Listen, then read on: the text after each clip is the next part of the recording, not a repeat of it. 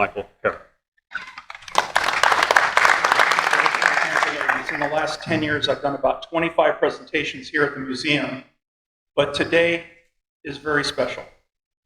Today is, in my opinion, one of the most important of my presentations. It is about the Medal of Honor. We had 16 million men in uniform during World War II, and only 472 Medals of Honor were awarded. And I'm going to share 4 pilots today. We're at an air museum. 2 Army Air Corps pilots, 2 Navy pilots, and the Marine pilots that were at Guadalcanal. I just wish I had time to tell you about all of them, but these are some of my favorite stories, and I hope you enjoy it. You mentioned Amelia Earhart, and I know all my friends this morning, they had me talk for 45 minutes about it. Amelia had an incredible life, and whenever she gets in the news, it goes worldwide. And I don't know how many of you know this, but in the last several days, a group out in the Pacific claims to have found her airplane under 16,000 feet of water. Before I show you a couple of pictures of what they found, I want to share with you my last expedition. We used LiDAR to take the village or the jungle away. And we found 13 targets. You can see the little yellow marks up there. My next trip back is to go look at all 13 targets and see if we can find Amelia. Her airplane should be there based on Australian Army records, and I have a documentary coming out eventually on Discovery Channel. It's already finished. Some of you have already seen it and thought it was okay. While I was in the jungle, this is a Japanese Zero, famous fighter plane of World War II. And I found one. It was completely covered in vines and dirt and mud, and we uncovered it for the documentary. This is a B-17. We also found one of them. Matter of fact, this is very short.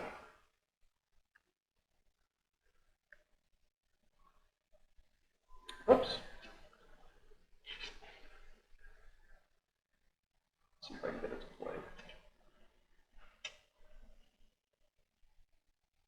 Okay, it's not going to play. Anyway, that's the B-17 bomber we found. And because I found a main section of the airplane, it blew up over the jungle. It had been bombing Rabaul, and I was able to figure out the flight path. And the next day, in the river, I found the hydraulic reservoir to it. And it was such an exciting find. It was like finding a pot of gold. It's in the documentary also. We also found evidence that there is another B-17 there in that area of the jungle, and the crew is still in the plane, still missing after all these years, and it's one of my primary goals is to bring those 9 men home. So getting back to what's been going on the last couple of days with these guys, they're looking in the wrong place. They've been showing this picture. Imagine they spent $11 million out in the Pacific searching. They found this sonar image, and they're claiming that it is the Electra. In the articles, if you read them, the guy even talks about that it could probably just be a pile of rocks. I couldn't agree with him more because I think it looks more like an F-86.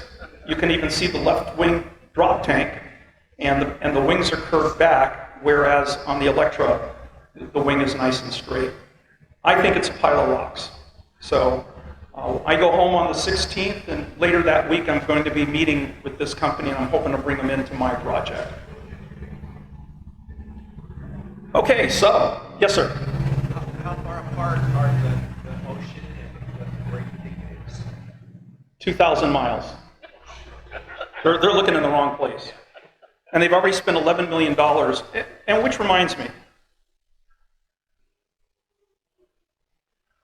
they spent $11 million, and they said that the camera was broken on the sonar unit, and that's why they didn't have any pictures of it. You spend $11 million and you don't take a backup camera, and you just show this terrible image of a sonar image. Personally, I think they're also trying to get funding to go back out. They did not have a documentary network set in place. Now they're trying to get one.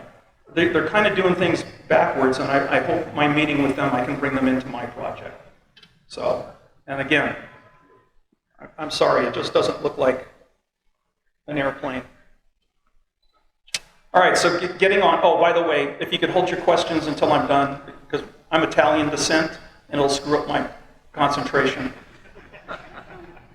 What's really great about the Medal of Honor is it comes from a great and free nation, and that's who we are. It is not something that is won, it's awarded.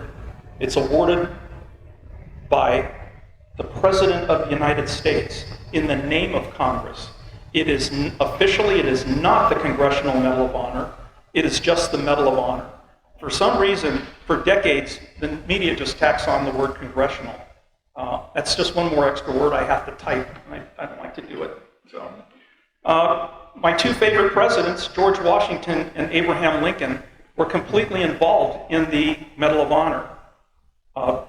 George Washington created what's called the Badge of Military Merit.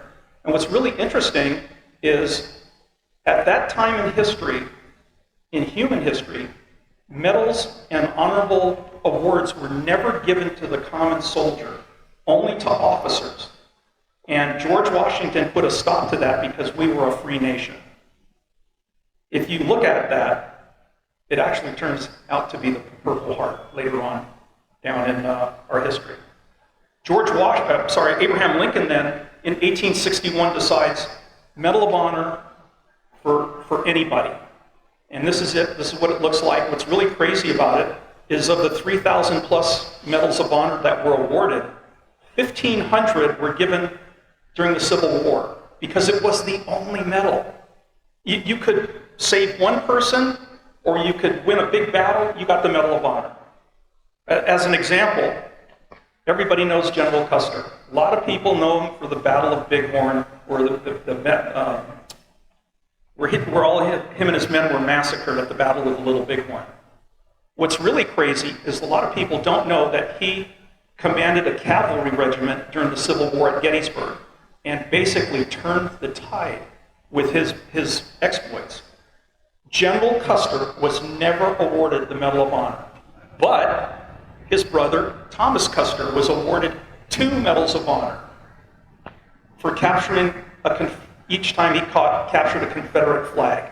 He got a Medal of Honor for it, and he's wearing them here in this picture. So that brings us up to World War II, and what was really a sad day for this country when we went to war was that we didn't have any heroes. And I'm going to share some of them with you today, including this one. Believe it or not, the United States of America got together with the comic book companies to start Captain America. America needed a hero, and he was the first. And they're still talking about it today with the movies and whatnot. So again, 2 Army Air Force, 2 Navy aviators, and Marine pilots at Guadalcanal. And we're going to cover those. And I'm going to close with Mary, my wife, is sitting here in the front row. I'm going to close with her favorite story. And first up is Major James Howard, United States Army Air Force, Medal of Honor, Distinguished Flying Cross, Bronze Star, 10 air medals. Believe it or not, he joins the United States Navy, becomes a pilot, an aircraft carrier pilot, and decides he wants more adventure. And he quits after flying the Flying Barrel. It wasn't enough for him.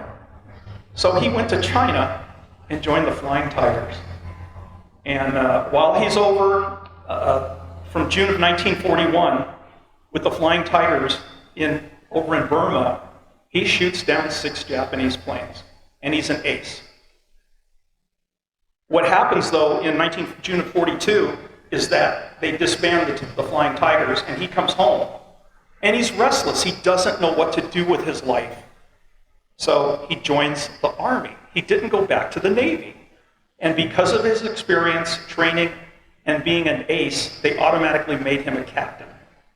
And within a couple of months, they promoted him to the rank of major and gave him his own fighter squadron. over to Europe, and he then becomes a wing commander in charge of 3 squadrons. And what we're going to talk about right now is so unbelievable. I'm still fascinated by it. On January the 11th, 1944, he takes his 3 squadrons, and they're going to cover 3 B-17 bomber wings. That's 6 squadrons. Or wait a second, that's 9 squadrons. And they're up over Germany, and he takes his 3 squadrons, and he splits them between the 3 different wings. And as soon as they split up, the German fighter planes come in to attack our bombers. And he gets separated from his guys, and his group is supposed to take the lead squadron. And they get stuck in the back with the other squadrons. And he is all by himself. He's separated. He is the only fighter pilot there to stop the Germans.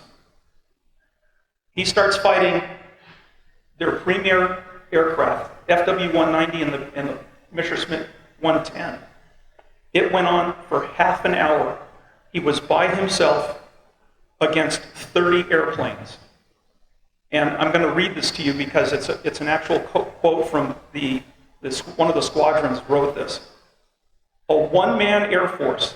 For sheer determination and guts, it was the greatest exhibition I've ever seen. It was a case of one lone American against what seemed to be the entire German Air Force. He was all over the wing of bombers, across and around it. They can't give this boy a big enough award.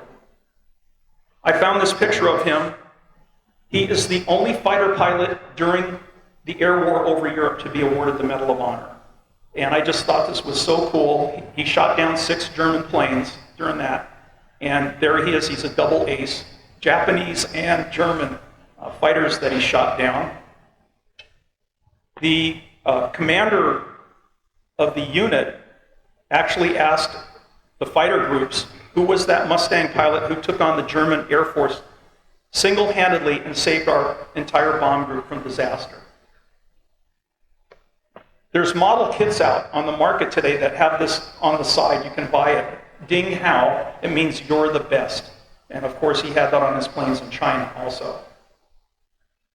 General James Howard survived and passed away at the ripe old age in 91 of 81 years old. He was a brigadier general in the Air Force Reserve, and he commanded the 94th Bombardment Group while he was working his way up.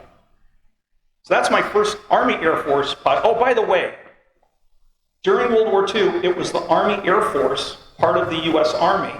It wasn't until 1947 that they became separate, the United States Air Force, the U.S. Army. The greatest naval aviator in our history. No, not Tom Cruise. It was Captain David McCampbell. Again, Medal of Honor, Navy Cross, our second highest award, Silver Star. It goes on with all his awards. He graduates from Annapolis and is immediately assigned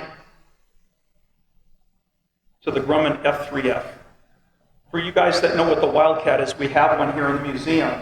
This was the forerunner to it. If you take the top wing off and add a bigger engine, it's basically an F-4F Wildcat. So he gets assigned after learning how to fly off the carriers and whatnot to the USS Wasp. Now get this.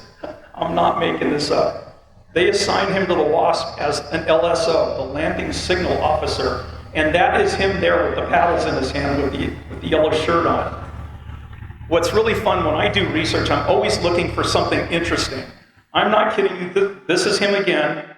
He's standing over there out in front on the left edge of the pink picture, and he's waving the plane to take off. Anybody recognize the plane?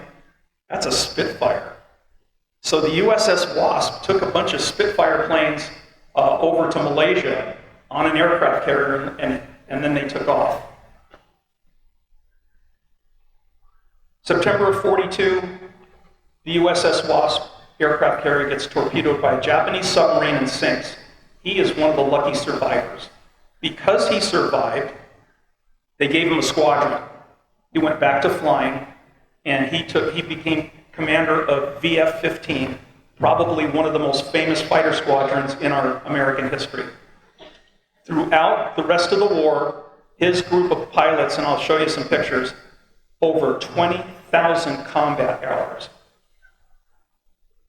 Flying the F-6 Hellcat, you were looking at probably one of the finest airplanes ever made. During World War II, 5,163 planes were shot down. Only 270 Hellcats were lost. The airplane was that good. 56% of all planes that were shot down during World War II in the Pacific were shot down by this airplane. And McCampbell was the best.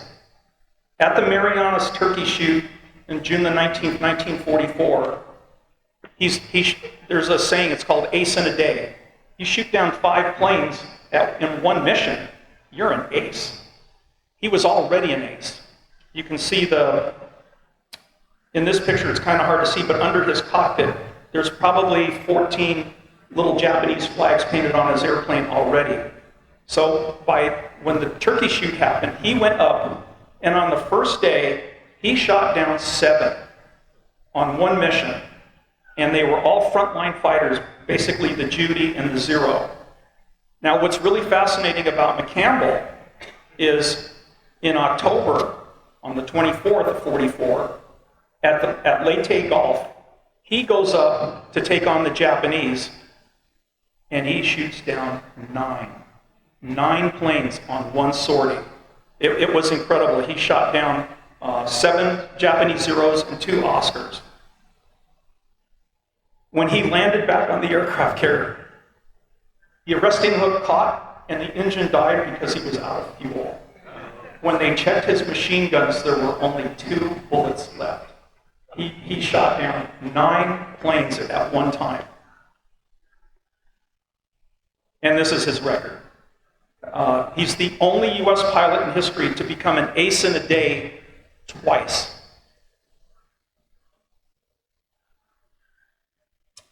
For some reason, U.S. Army, Air Corps, Air Force use the term ace of aces. The Navy uses the term ace of the aces. And Satan's Playmates, VF-15, I promised you a picture. This is them with their score sheet. This group of pilots was responsible for shooting down 663 planes. Just this one squadron. They were that good. He trained them, he was very proud of them, and when he received his Medal of Honor, I like to say this picture says it all. Those are admirals and captains admiring Captain Campbell. He stayed in the Navy and retired in 1964, and he passed away at 86. Survived the war, survived all that combat, a great American hero. Back to the U.S. Army. Major Richard Ira Bond, America's leading ace of aces. He shot down 40 airplanes and was awarded the Medal of Honor. But look at this little boy, the aviation cadet. While he was taking flying lessons and being trained as an Army pilot, he was so good, they made him an instructor. Right out of flight school, they make him an instructor to teach others. He did that for 5 months. It's 1942, and they give him one of these. The Lockheed P-38 Lightning, at that time, the best fighter plane in America. What was really crazy about him flying the Lightning was the Golden Gate Bridge. What? Why is the Golden Gate Bridge in this story? Because on June the 12th, 1942, him and 3 of his buddies in their P-38s looped the bridge. They did a complete 360 around the bridge, and then he peeled off, and he did a low-level pass in his P-38 down Market Street. So all 4 pilots were grounded, and a couple of weeks later, 3 of them were sent to Europe, and Bond was sent to the Pacific to break them up. At 21 years old, he became an ace. There's a lot of history books. I've got 3 or 4 where this picture is in it. He then shot down about, I think it was on his 15th, they gave him leave, and he came back to America, and he met Marge. And what was great about meeting Marge was when he went back out to the Pacific, he had her picture placed on the side of his airplane. And it became so famous in all the newspapers that the whole country started following this pilot. And when he reached 25 kills, it was this picture along with this picture. And it made world news. What was great about Bong was 90% of his kills, like McCampbell, were against frontline fighters, against the Zero and the Oscar. I have this really great picture of General MacArthur pinning the Medal of Honor on Bong. They send him home so that he could go out on war bonds tours. And of course, he gets Marge. I don't know how he got permission to do this, but he took her up flying in the P-38. And they got married, and then in January of 1945, he was assigned, he's still in the Army, to be a test pilot for Lockheed Aircraft. And he's flying the Shooting Star. In those days, the airplanes were so dangerous that all the pilots were worried. And he was instructing all the other pilots on what not to do and how to stay alive, especially in this particular airplane, because it had just come out. The primary fuel pump failed on takeoff, and Bong was killed. The entire country wept. It was a sad day, and it was the same day that America bombed Hiroshima. So you had the front page news of the atomic bomb going off, and then the sad news about a major bomb. America's Ace is a true fighter pilot. So back to the Medal of Honor winners, awardees, recipients. During World War II, you pick up any history book, I'll bet you everybody in here would say the Battle of Midway, that's when the turning point was that we started winning the war. You read Japanese history books, which I don't read them, but I've studied them. They all say it happened at Guadalcanal. At Guadalcanal, there were 21 medals of honor awarded, and 6 went to U.S. Marine fighter pilots. The 6 pilots downed 91 planes, and these were squadron commanders, and they were responsible for 450 aircraft being shot down. Just these 6 squadrons. And the first one is Captain John Smith. They got there, they were the first group to get to Guadalcanal, and within days, his men all had malaria, they were flying sick, and they were up against the Japanese. What was really crazy about Captain Smith was he was an older guy, so he knew all the other squadron commanders, and this really paid off because they had the experience. I found this picture. That's Captain Smith and 2 others. Matter of fact, Lieutenant Colonel Mangrum in the picture, when his squadron was relieved, he was the only one left. All his men were either killed or they were so sick with dysentery and malaria that they were sent home. He was the only one to be able to walk out of Guadalcanal on his feet. Same thing, Major Gillett. I'm only telling you about these guys because I want to keep their memories alive. These are our heroes, and people don't even know about these men anymore. And it's just a shame that they're being lost in history unless you walk around this museum. Again, his squadron, capable of shooting down 60 aircraft. And then I want to tell you about Captain Joe Foss. I could do a whole program on just Joe Foss. He was the leading fighter ace for the United States Marine Corps in World War II. His 8 guys that he flew with all the time was called Foss's Flying Circus. And what was crazy about him is he was awarded the Medal of Honor, and then after the war, he served in the South Dakota legislature for two terms, and then at 39 years old, he was elected a 2-term governor for the state of South Dakota. He then became the first commissioner of the American Football League, which today is the AFC. And then he ended up with 2 consecutive terms as the president of the National Rifle Association. So quite a background. That's him and his men. Of the 6, there was only one sad note, and that's Lieutenant Harold Bauer. What was interesting about him was he was officially credited and his squadron with taking out 2 Japanese destroyers, and he shot down 11 planes, including twice where he shot down 4. He gets hit, and he parachutes out, and he's in the water, and it was dusk, and his men were circling him, and he waved at them. He's in his Mae West, and the next morning they came back out, and they couldn't find him, and he was never seen again. He was awarded the Medal of Honor. That's him with his men. Jefferson DeBlanc, 21 years old, 10 hours of training in the F4F Wildcat when he gets to Guadalcanal. And he goes up on his first flight and gets shot down. He got shot down twice, but he ended up shooting down a number of planes to where he became an ace. And then after the war, with his record at Guadalcanal, Okinawa, Iwo Jima, he was awarded the Medal of Honor. And I've got a picture of his squadron with their score sheet. And same thing, very famous squadron. He lived to be 86, and what was really incredible about this man was he completed school, graduated, got his doctoral degree, and he taught math, physics, and education at the college level. And he retired from the Marine Corps, a colonel, in 1972, and he died in 2007. These are all great men. They all had a great background. And my favorite Marine is Sweat.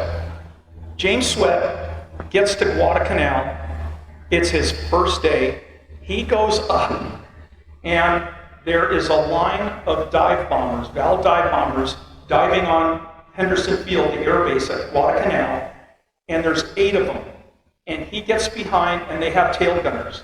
And he gets behind the top one and shoots it till it catches fire. He moves to the next one, and the next one, and the next one. And they are shooting. His plane is shot full of holes. He gets to the last one, and now his engine is on fire. He shot down all 8 dive bombers and crashed in the ocean because his plane was so badly shot up. He survived 103 combat missions. 103. 15 and a half aircraft shot down, Distinguished Flying Cross, 8 of them, the Medal of Honor, 4 Air Medals, 2 Purple Hearts, and 185 victories by his squadron. These guys were unbelievable. He lived to be to the age of 88. So what happened at Guadalcanal? You had 148 planes, 94 pilots lost. The Japanese lost 900 planes, 2,400 pilots and crew. It was a wipeout. Basically, the Japanese had to come down to Guadalcanal. The Americans are there waiting for them, and it was just an annihilation of the Japanese Air Force. Again, we lost 148 planes. They lost 900. 450 of those 900 by the 6 men in their squadrons. Half by those 6 men in their squadrons. That's what's great about America and how hard we work, and we've got to honor these men for the rest of our lives. I make it a passion for me. So, with that being said, I'm going to tell you my last story, and it's my favorite, it's my wife's favorite. We're going to talk about Butch. Lieutenant Commander Edward Butch O'Hare, United States Navy, Medal of Honor, Navy Cross, DFC's, Purple Heart. You haven't seen this one. This is little Butch and his dad, EJ. When he was old enough, EJ bought Butch a .22 rifle and taught him how to shoot. And EJ went out and got his pilot's license, and Butch fell in love with flying, and it would change his life forever. The problem is that EJ was better known as Easy Eddie O'Hare. He was an attorney and partner with Al Capone. doing dog racing, bootlegging, and is his attorney. The O'Hare family was so rich that they owned one city block in Chicago because of the mafia. And he had one mansion, his home, on that one block, one house. And obviously Butch grew up with a silver spoon in his mouth. What happened though was Easy Eddie, and if you've seen the movie The Untouchables or know anything about Al Capone, his own attorney, Eddie O'Hare, turned against him and became an informant to the FBI and the IRS. There is speculation that for doing that, Butch got accepted to the Naval Academy. That was part of the deal. I'll testify against Capone, but my son gets to go to the Naval Academy. And in 1937, he graduated from the Naval Academy. A couple of months later, Al Capone is ready to get out of prison, but in broad daylight, a limousine pulled up, or a car, I should say, pulled up alongside Easy Eddie and machine gunned him to death in broad daylight on a city street. Butch was heartbroken. He's in the Navy. He asked for sea duty. He spends 2 years on the battleship New Mexico, and then with his passion for flying, he asked if he could go to flight school. He passed with flying colors. They said he was a natural-born fighter pilot, and they assigned him to the USS Lexington. Now, what was incredible about the Lexington was probably another one of the most famous squadrons in our history, VF-3, with Commander John Thatch as their commanding officer. Thatch takes Butch under his wing and teaches him the beam defense position, which is called the Thatch weave. It is still taught to this day by naval and Air Force academies all over the world. Basically, you have two planes flying about 200 yards apart, side by side, and if a bad guy, enemy, gets behind one of them, they go into a scissors weave. And in the weave, you can see that by the plane that's on the opposite side gets lined up and can shoot the other plane down. And it was the only way that America was able to fight the Japanese Zero. And it was Thatch that designed it, and they flew it in the F-4F Wildcat. Now you can see from the earlier pictures the biplane without the extra wing on top. Medal of Honor, February the 20th, 1942. In the Coral Sea, the Lexington is steaming along looking for the Japanese fleet, and they send up their entire air wing to go find them. Butch and his wingman are left circling over the top of the aircraft carrier in what you guys, probably some of you know, as CAP, Combat Air Patrol. And they're making sure that the carrier stays safe. The entire fleet is there around the aircraft carrier. All of a sudden, the radar, which is in its infancy, picks up a flight of planes coming in, and they're not answering. They're Japanese bombers coming in. They are Betty bombers, twin engine, with a 20-millimeter cannon in the tail. Butch's partner develops mechanical problems, and he has to go back and land on the aircraft carrier. Butch is all by himself.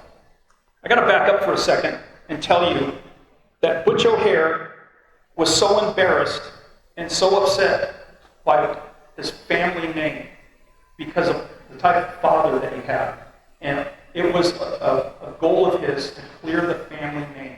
He wanted to bring honor back to his own family. And boy, did he. These 9 bombers are coming in, and he's all by himself. He is the only thing between 3,000 men in an aircraft carrier and the Japanese bombers, and he attacks them viciously. He shoots down 5 of them, damages a 6th, and the others fled. He single-handedly saved the USS Lexington and all those men. It was a great day for him and for the Lexington. As a result of his gallant action, one of the most daring, if not the most daring single action in the history of combat aviation, He undoubtedly saved his carrier and its men. That's the end of his citation for the Medal of Honor. You can't make this up. America needed a hero. He was America's first Navy ace. And they pulled him out of the fleet and sent him home to be awarded the Medal of Honor by the President of the United States. That's his wife, Rita. She's putting the Medal of Honor on him because I'm sure a lot of you know the President was polio bound by wheelchair. That's why he's sitting down shaking his hand. Great man, saved his family honor, changed the way the O'Hare family was looked at. And after a year of being out on the war bond circuit trying to raise money for the war effort, he had had enough and he wanted to go back to his men. Not only did they promoted him to commander, but when he went back to the Enterprise, to his unit, and they made him the air group commander. He was in charge of all the bombers, torpedo planes, dive bombers, fighters, all under his control. So on August the 22nd, 1943, let's see, there it is. In a night mission, he disappeared over the Pacific Ocean and was never seen again. It was a sad day for America. The whole United States covered it. And what's really fascinating about the O'Hare family is in 1949, after the war,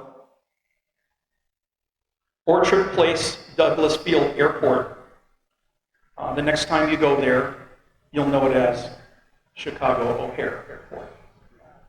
So he did a really great thing for our country, for his family. If you ever go through Terminal 2, I've been through there every time you go through O'Hare Airport.